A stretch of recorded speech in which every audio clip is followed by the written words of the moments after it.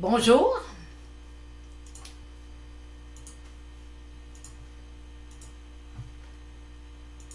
Bonjour, bienvenue dans le 15h30, vendredi le 31 mars. Nous avons une semaine qui devrait se terminer positivement sur le marché américain et possiblement aussi positivement sur le marché canadien.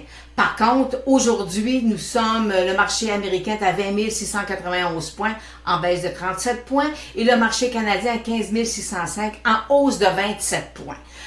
J'ai eu plusieurs questions aujourd'hui, mais et on va parler aujourd'hui de Dollarama. Et on va parler aussi en même temps de Bombardier, parce que on me demande, Lynn, qu'est-ce que tu penses de la rémunération des dirigeants de Bombardier? Alors, dans 5 minutes, je devrais vous donner mon appréciation. Mais avant, on va commencer par aller voir, la semaine dernière, je vous ai mis un titre mystère. Et je vais vous le remettre à l'écran. Alors, seriez-vous acheteur de ce titre?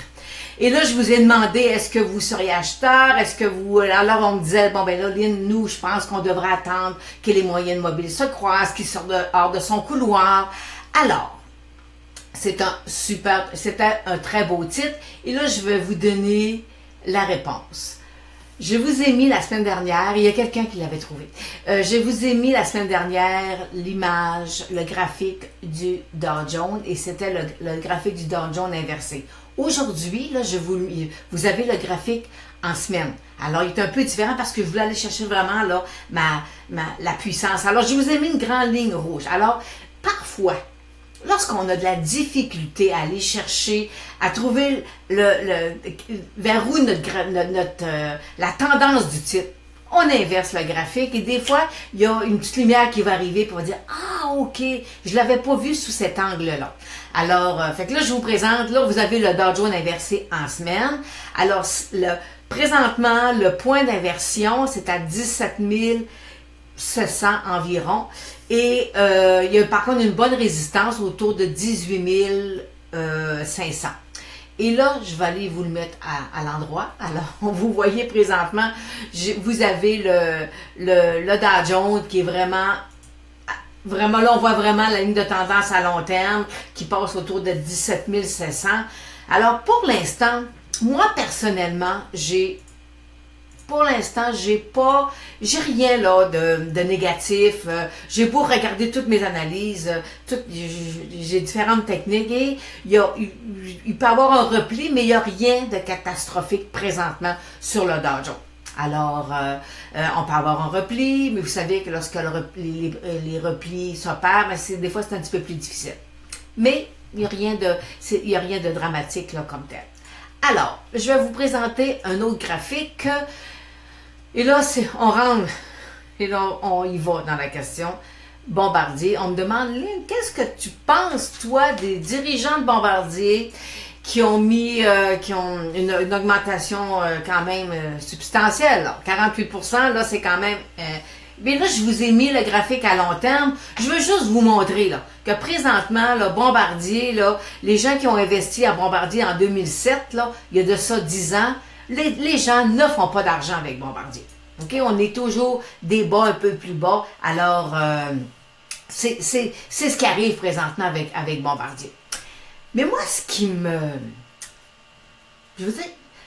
m'insulte, je pense que je vais utiliser le mot insulte, c'est l'an passé, environ à la même date, il y a eu un communiqué de M.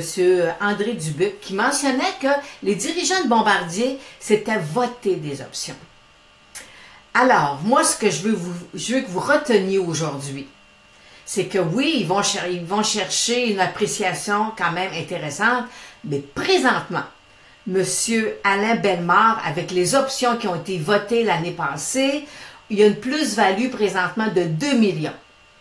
C'est quand même appréciable. Là.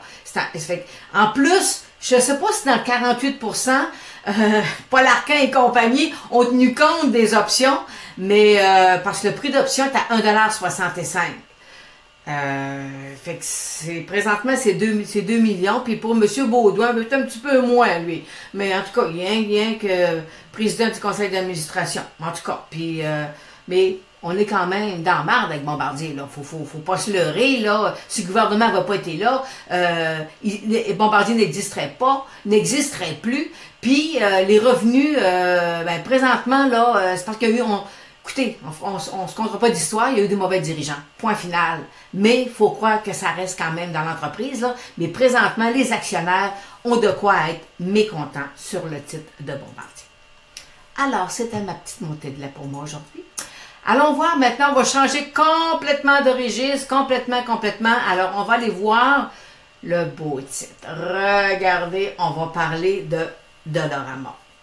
Dollarama, très bon résultat. Et là, on me dit, Lynn, tu avais un petit biais baissier sur Dollarama, mais en même temps, tu nous mentionnais qu'il était sous-évalué. Oui, effectivement. Mais à mes clients, je mentionnais que j'avais un support qui était ma moyenne mobile 200 jours. Et si jamais le titre perçait, on pourrait avoir, parce que j'avais un premier calcul qui était baissier. Alors, si on n'avait pas eu des résultats aussi intéressants, peut-être que le titre de Dollarama aurait replié, aurait cassé un peu. Mais pour l'instant, on avait ma moyenne mobile 200 jours avec un autre support qui était là et le titre ne voulait pas casser. Alors, il y avait une ambiguïté, on était pris entre un fondamental qui est excellent, et ça, j'ai toujours dit que Dollarama est excellent. Dollarama, une appréciation selon moi encore de 50%, c'est fort probable. Je vais refaire mes calculs parce que je vous ai mentionné la semaine dernière que je vais remettre en place mon fameux modèle pour aller augmenter pour vous tous là, lorsque avoir des points d'appui, dire bon ok, Lynn, elle pense que Dollarama avec les bénéfices, le titre devrait se trancher présentement à tel prix. Et ça, c'est pas un modèle que c'est moi qui ai fait là, c'est un modèle qui existe présentement sur le marché. Et mais étant donné que c'est un modèle qui est très pointu au niveau de la finance, il n'y a pas beaucoup de monde qui comprennent le modèle. Et je vais vous dire, il y a très peu de personnes qui comprennent de quelle manière le modèle fonctionne. Moi, ça fait presque 20 ans que je travaille avec et je peux vous dire qu'il fonctionne super bien. Alors, Dollarama est dans cette lignée-là. On peut avoir des replis, mais parfois les replis, ça nous donne juste l'occasion de pouvoir rembarquer dans le titre. Tant et aussi longtemps, voyez-vous, Dollarama se rend juste à 17 fois les bénéfices, c'est quand même, c'est acceptable, on n'est pas dans des multiples de 20-25, là, c'est un peu cher, pour certains c'est cher, mais c'est quand même une compagnie là, qui fait quand même là, des revenus, et il nous annonçait hier qu'elle acceptait maintenant les cartes de crédit. Alors c'est un plus pour Dollarama. Alors, que je vais vous revenir là avec des nouveautés. Là. C'est ça que je vais essayer de vous mettre en place. Là. Je vais vous faire des petites nouveautés, des petites affaires là, qui vont vous aider dans la prise de décision. Alors, c'est ce qu'on va faire. J'ai une autre question au niveau, c'était Jean-Luc d'ailleurs qui me demandait, Jean-Luc pour Bombardier et pour Dollarama, c'était Jocelyn qui me posait la question. Et là, on a Valéane, c'est Linda qui me demande, Lynn, est-ce que tu penses que Valéane, c'est un beau titre, là, est-ce qu'il va repartir ou bon?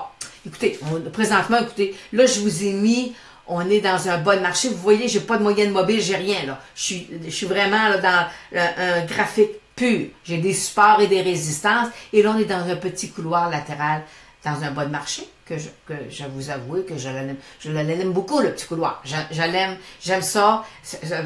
Pour moi, c'est un premier signal que le titre il pourrait nous donner quelque chose d'intéressant. Alors maintenant, je vais aller vous mettre un autre, je vais insérer, je vais m'enlever pour que vous voyez bien comme il faut. Je vais m'enlever. Alors, voyez-vous le titre de Valéane, présentement, si j'ajoute mes moyennes mobiles, on voit que ma moyenne mobile 8, elle commence à être plate, mais ma moyenne 34, elle est toujours baissière.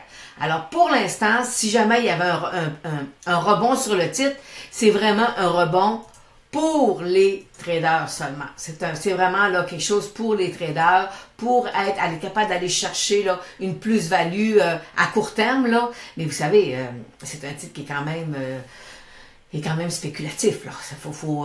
C'est pas pour traders seulement. Pour l'instant, là, moi je vois pas autre chose que ça, c'est pour traders seulement. Alors, je vais aller vous mettre, j'ai deux autres questions de personnes et je vais aller chercher, excusez-moi, je vais peut-être aller voir mes notes et je l'ai oublié. Alors, c'est Samuel, excusez-moi, Samuel qui me demande, Lynn, qu'est-ce que tu penses de ce titre-là? Écoutez, c'est un titre qui a bien fait. On est dans un haut de marché.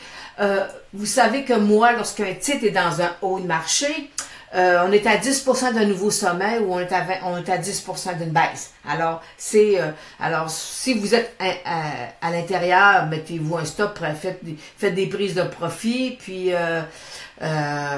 parfois on n'a pas le choix, là, mais selon moi, il est trop tard pour rentrer à l'intérieur de ce titre-là. J'ai un autre titre qui, voyez-vous, lui, c'est encore... il est vraiment dans un sommet, il est vraiment, oui, moyenne mobile 200 jours, elle est belle, elle est haussière, mais tant et aussi longtemps qu'il va se maintenir au-dessus, on conserve le titre, là, il n'y a pas, pour l'instant, c'est pas une vente, tant qu'il n'inversera pas sa tendance, vous conservez. Mais vous savez, quand on est dans le marché boursier, on va toujours laisser parfois 10% sur la table et parfois on va rentrer 10% plus haut, puis parfois c'est pas facile. Mais là, je vais vous mettre quelque chose à l'écran et vous allez voir, c'est vraiment parfois on se demande, je devrais-tu moi là aller je devrais acheter le titre, puis là je regarde le titre, puis là le titre est parti, puis là je cours après mon titre, puis après ça je devrais le vendre mais je veux pas le vendre et j'ai un client qui m'a envoyé ça hier et j'ai trouvé ça fabuleux, un peu l'histoire de Yahoo. Et regardez, écoutez, lisez bien ça. En 1998, Yahoo a refusé d'acheter Google pour $1 million. 1 million, c'est pas de l'argent, ça. OK? Quand on est dans le marché boursier, c'est pas d'argent. En 2002, il a réalisé son erreur, il a voulu l'acheter pour 3 milliards. Et Google lui a dit non, je vaux 5. En 2008, Yahoo a refusé d'être acheté par Microsoft pour 40 milliards. Et en 2016, 8 ans plus tard, Yahoo était vendu à Verizon pour 4,6 milliards, presque 8 fois moins sa valeur. Alors, fait que vous voyez, vous comprenez que présentement, c'est vraiment... des fois, on a un titre qu'on est là, puis on se dit « Ah, je vais l'acheter, puis c'est beau. » Puis on l'achète pas, puis après ça, le marché s'emballe, puis on nous parle souvent du titre, puis on dit « Hey, beau titre, super intéressant. » Et là, on commence à le regarder, et là, on rentre trop tard. Et après ça, il faut vendre. On n'est pas capable de vendre parce qu'on ne fait pas assez longtemps. On est encore en amour avec le titre. Alors, fait que Yahoo, voyez-vous, c'est quand même assez exceptionnel. C'est sûr que oui, est-ce que Google aurait fait la même croissance que si c'était Yahoo qui l'avait acheté? Bonne question. Mais pour l'instant, c'est quand même une histoire, là. Ce qu'il faut en retenir, c'est qu'il faut faire des prises de profit. Alors, fait que présentement, je vais aller me permettre, je vais me virer un petit peu de côté pour aller voir mon marché. Le marché américain, le Dow Jones est en baisse de 17 points à 20 711 et le marché canadien est en hausse de 15 points à 15 594. Alors, c'est ce qui termine aujourd'hui notre 15h30. Je vous dis, je vous prépare des choses, des petites surprises, des petits points de discussion pour qu'on soit capable d'échanger, puis être capable de prendre des fois des décisions intéressantes. Vous savez que le mercredi prochain, j'aurai peut-être quelque chose à vous annoncer là, que je suis en train de mettre en place là présentement pour analystech.com puis sur notre page Facebook. Alors, je vous souhaite un bon week-end. Puis, n'oubliez pas qu'analystech.com, c'est le site d'analyse technique le plus prolifique au Québec. Et on se revoit mercredi prochain, parce que lundi, mardi, je suis à l'extérieur, je suis occupée. Alors, on se revoit mercredi prochain avec possiblement une belle nouveauté. Alors, portez-vous bien.